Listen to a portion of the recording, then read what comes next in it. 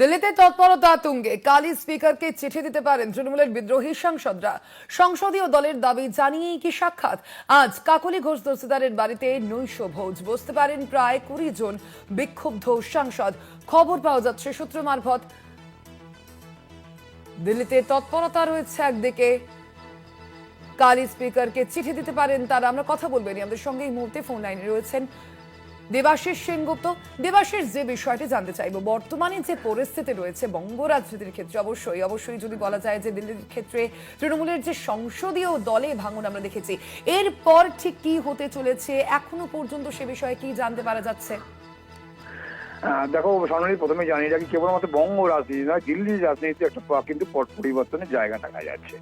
এবং কেবলমাত্র নয়, কারণ জানো যে বঙ্গে এখানে রাজ্যে শাসন করেছে তৃণমূল কংগ্রেস প্রায় 15 বছর। তারপর তাসের ঘরের মতো আস্তে আস্তে তারা ভেঙে পড়ছে।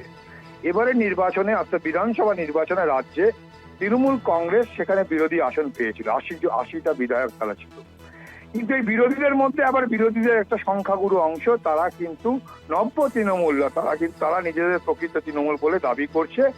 এবং সেই জায়গায় দাঁড়িয়ে 58 জন ইতিমধ্যেই বিধানসভার অধ্যক্ষের কাছে চিঠি দিয়েছে এবং বিধানসভার অধ্যক্ষ তাদেরকে মান্যতা দিয়েছে এখনো পর্যন্ত, যা খবর পাওয়া যাচ্ছে। এবং সেক্ষেত্রে বিরোধী দলনেতার জায়গায় সেখানে বসছেন ঋতব্রত বন্দ্যোপাধ্যায় এবং আক্রুজ্জামান, মুখ্য সচেতক রয়েছেন সন্দীপন সাহারা।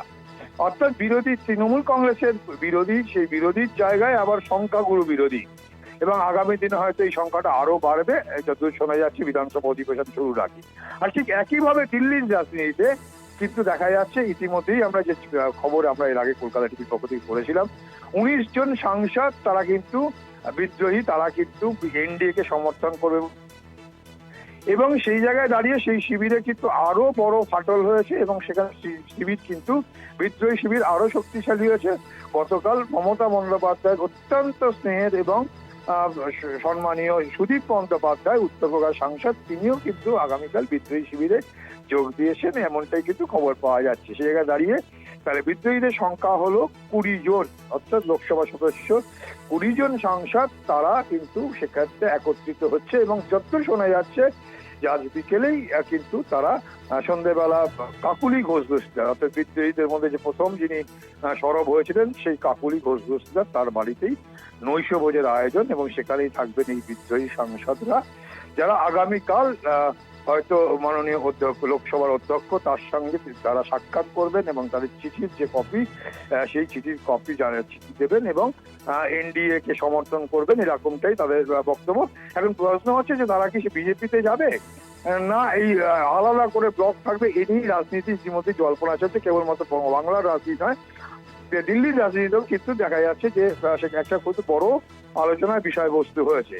কারণ ইতিমধ্যে জানো যে কেন্দ্রের বিজেপি সরকারের কিন্তু বেশ কিছু বিল তাদের পাশ করানোর দরকার আছে, তাদের আরো লোকসভার সদস্য এবং রাজ্যসভার সদস্যের সমর্থন চাই। সেই জায়গায় দাঁড়িয়ে তৃণমূল কংগ্রেসের এই ভাঙন কিন্তু যথেষ্টই কিন্তু শক্তিশালী করবে বিজেপি কেন্দ্রীয় শাসক দল বিজেপিকে।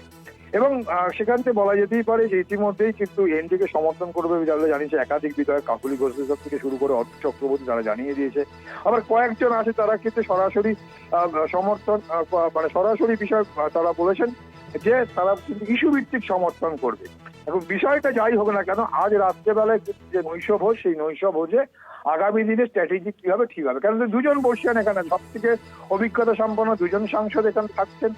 আর তার মধ্যে হচ্ছে রাজ্যের কাকুলি ঘোষ দস্তিদার, তার সঙ্গে সংযোজন হচ্ছেন সুদীপ বন্দ্যোপাধ্যায়।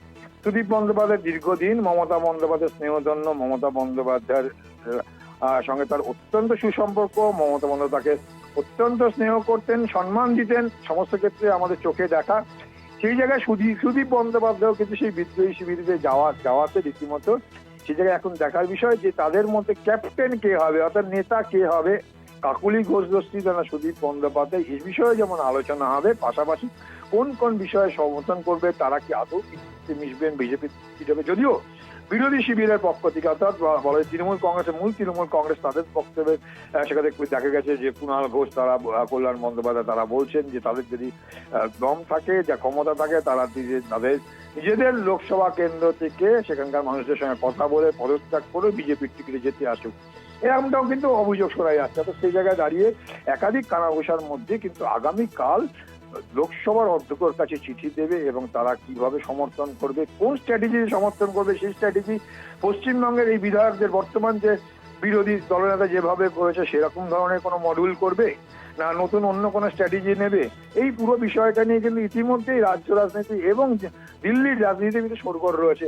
বিজেপি কি আদৌ এই সমস্ত সাংসদদের তাদের দলে নেবে, না এই দূর থেকেই তাদেরকে পিছন দিক থেকে তাদেরকে ইন্ধন যোগাবে? এখন এগুলোই দেখার বিষয়, কারণ ইতিমধ্যেই জানেন যে গতকালই সেক্ষেত্রে কিন্তু এই সুদীপ বন্দ্যোপাধ্যায়কে নিয়ে শতাব্দী রায় যখন দিল্লিতে বিমানবন্দরে নেমেছিল এবং তারপরে ভূপেন্দ্র যাদবের সঙ্গে কথা বলা, পরবর্তীকালে অমিত শাহর সঙ্গে কথা বলা, এটা কিন্তু একটা অন্য মাত্রা নিয়েছে। একেবারে অবশ্যই দেবাশিস, আমাদের সেদিকে নজর থাকবে। আপাতত ধন্যবাদ তোমায় দেবাশিস। আমাদের সঙ্গে এই মুহূর্তে ফোন লাইনে রয়েছেন আমাদের কলকাতা টিভির মুখ্য রাজনৈতিক বিশ্লেষক জয়ন্ত ঘোষাল। জয়ন্ত দা, যেভাবে আমরা দেখতে পাচ্ছি একেবারে তৃণমূল কংগ্রেসের অভ্যন্তরে ভাঙনের পর ভাঙন, আর এভাবে এরই মাঝে আমরা যেমনটা জানতে পেরেছি যে আজকেই কিন্তু কাকলি ঘোষ দস্তিদারের বাড়িতে নৈশভোজ রয়েছে এই বিদ্রোহী সাংসদদের। সেক্ষেত্রে এই তৃণমূল কংগ্রেসের অভ্যন্তরের যে একটা পলিটিক্স, সেটা ঠিক কোন দিকে এগোচ্ছে বলে আপনি মনে করেন? এবং একই সঙ্গে তার পাশাপাশি এই যে প্রেক্ষাপট, সেই প্রেক্ষাপটে ভারতীয় জনতা পার্টির কতটা লাভ হতে পারে? দেখো স্বর্ণালী, আমি নিজে দিল্লিতে আছি এবং গত কয়েকদিন ধরে দিল্লির বিজেপির শীর্ষ নেতাদের সঙ্গে আমার আলাপ আলোচনা অনেকটা হয়েছে। একটা জিনিস খুব পরিষ্কার যে এই যে ভাঙনটা, এই ভাঙনটা এখন তৃণমূল কংগ্রেসের ভবিতব্য, এটা হতে চলেছে। ওয়াল রাইটিং ইজ ভেরি ক্লিয়ার।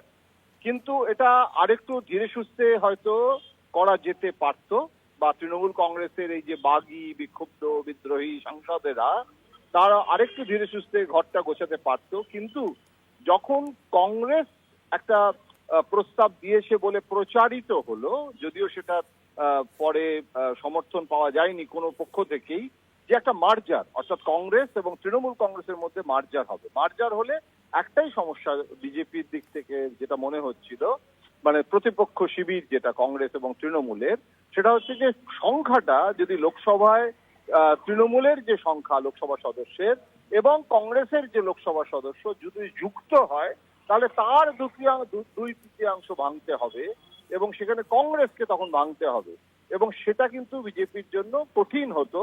এখন তৃণমূল কংগ্রেসের যদি 20 জন হলেই তো ভেঙে যাচ্ছে, 20 জনের বেশি হয়ে গেলেও আমি অবাক হব না।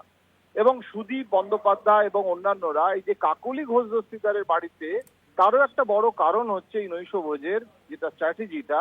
এর আগে যখন ভূপেন্দ্র যাদবের বাড়িতে বৈঠক হয়েছিল, সেটা নিয়ে একটা প্রশ্ন উঠেছিল যে বিজেপি সক্রিয়ভাবে সেই ভূমিকাটা কেন নিচ্ছে।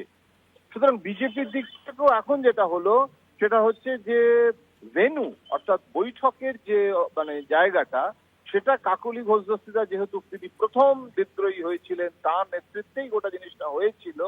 এবং এখন তো দেখা যাচ্ছে যে সমস্ত নাম সাংসদদের আমরা দেখতে পাচ্ছি, সেটা তো আগে ভাবাই যায়নি।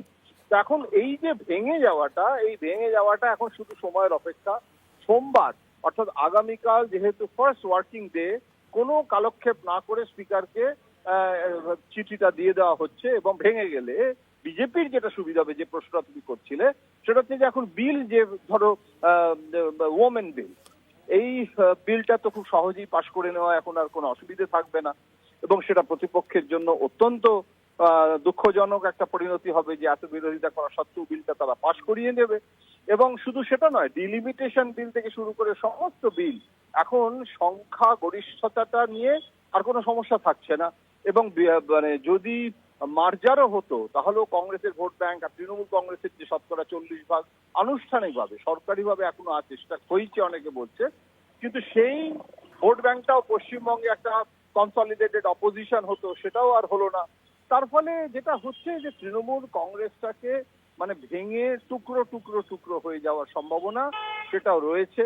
এবং শুধুমাত্র বিদ্রোহীদের দোষ দেওয়া, যে বিদ্রোহীরা এটা করছে এবং তারা হচ্ছে সমস্ত যাকে বলা হয় লয়ালিস্ট নয়, এবং তারা হচ্ছে বেঈমান। কিন্তু বেঈমান আমি মানছি, কিন্তু বেঈমানরা এত সবাই মিলে একযোগে, হ্যাঁ, এইরকম ভাবে যে বিদ্রোহটা হচ্ছে, এর মধ্যে কিন্তু একটা স্বতঃস্ফূর্ততাও আছে। কোথাও একটা দলের ইনার পার্টি যে ডেমোক্রেসি, যেটা বাম দলরা বলতো, সেই আন্তঃ পার্টি গণতন্ত্রের অভাব, সেখানে সমস্ত যে চাপা অসন্তোষ, তার একটা আউটবার্স্ট হচ্ছে সেই ইমিউনিটিটা। অর্থাৎ আমার মশা কামড়ালে ম্যালেরিয়া হয়, কিন্তু আমাকে মশা কামড়ালে যে প্রতিরোধ শক্তিটা, সেই দলের সেই প্রতিরোধ শক্তিটাও কিন্তু নেতৃত্ব দিতে পারলো না। ভোট হয়ে গেছে, বিজেপি পেয়ে গেছে 2/3 মেজরিটি, তারপরে তো আর তৃণমূল ভেঙে তৃণমূলকে একদম শেষ করে দেওয়া, সেটা তো তৃণমূল কংগ্রেসের নেতারাই তারা অনেক বেশি সক্রিয় হয়ে অতি উৎসাহে তারা নিজেরাই করতে শুরু করেছে। সুতরাং আমি বলবো পরিস্থিতিটা খুব জটিল, এবং দিল্লিতে যেটা এক কথায় যে মুডটা, সেই মুডটা কিন্তু তৃণমূলের বিরুদ্ধে। স্বর্ণালী, ধন্যবাদ আপনাকে জয়ন্তদা। আমরা কথা বলছিলাম, আমাদের সঙ্গে ফোন লাইনে ছিলেন কলকাতা টিভির মুখ্য রাজনৈতিক বিশ্লেষক জয়ন্ত ঘোষাল।